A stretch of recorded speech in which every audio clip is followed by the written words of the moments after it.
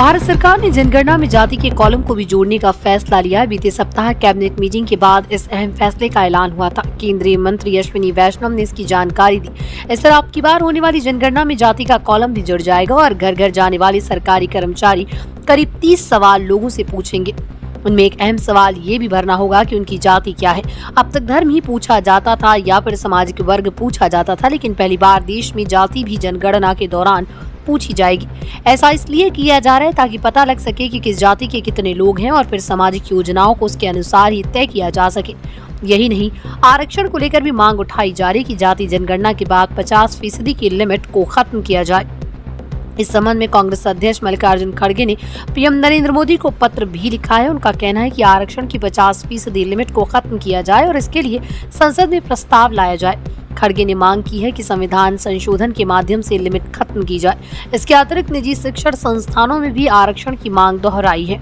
दरअसल जाति जनगणना के बाद कई मसलों पर राजनीति तेज हो सकती है। ऐसे में अगले कुछ साल इस लिहाज से अहम होंगे। आइए जानते हैं जाति जनगणना के बाद कौन सी मांगे हो सकती हैं तेज। जाति जनगणना में जातियों की गिनती होने के बाद अगली लड़ाई जातिगत आरक्षण की सीमा 50% से ज्यादा करने की मांग हो सकती है। इंदिरा सहनी केस में सुप्रीम कोर्ट ने आदेश दिया था कि जातिगत आरक्षण की सीमा 50% से ज्यादा नहीं हो सकती। आर्थिक पिछड़ा वर्ग यानी ईडब्ल्यूएस के लिए भी जब 10% आरक्षण तय हुआ था तो ये मामला सुप्रीम कोर्ट पहुंचा, लेकिन अदालत ने ये कहते हुए इसे सही करार दिया था कि इसे जाति के आधार पर नहीं बल्कि आर्थिक स्थिति के नाम पर दिया जा रहा है। ऐसे में 50% वाले लिमिट इस मामले में लागू नहीं होती। लेकिन अब यदि ओबीसी, एससी और एसटी की कुल आबादी 70% के करीब निकली तो फिर से पुरानी मांग तेज हो सकती है। अनुमान है कि इन वर्गों की कुल आबादी लगभग 70% है। इसके अलावा कोटे के भीतर कोटा यानी सब कोटा पर भी काम तेज हो सकता है।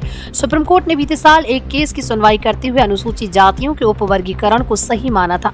उसके तुरंत बाद हरियाणा सरकार ने एससी कोटे में भी वर्गीकरण किया था और जातियों के आधार पर आरक्षण तय किया गया। ऐसा इसलिए क्योंकि आरक्षण के बाद भी मुख्य धारा में न आ पाने वाले वर्गों के लिए अलग से ही कोटा रखा जाए ताकि उनकी कुछ सीटें सुनिश्चित हो सके।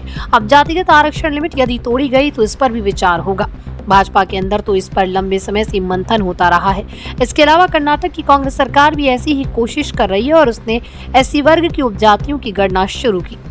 एक अहम सवाल ये भी रहेगा कि यदि जातिगत आरक्षण की सीमा बढ़ती है तो वो किस हद तक जाएगी।